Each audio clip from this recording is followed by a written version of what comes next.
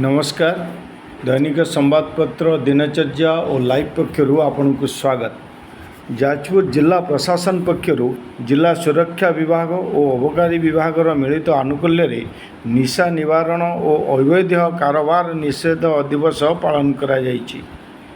मुख्य अतिथि रूपे जिलापाल पी अन्वेषा रेड्डी कहले जे निशाद्रव्य सेवन समाज और परिवार पर क्षतिकारक।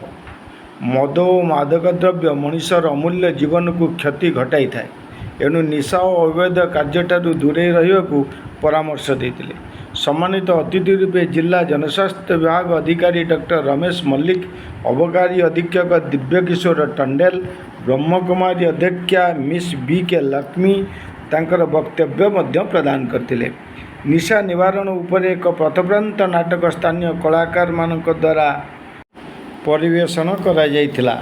कार्यक्रम रे जिला सूचना और लोकसंपर्क विभाग अधिकारी कामिनी रंजन पट्टनायक, जिला अतिरिक्त शिक्षा अधिकारी सुरमा महापात्र प्रमुख जोग देथिले।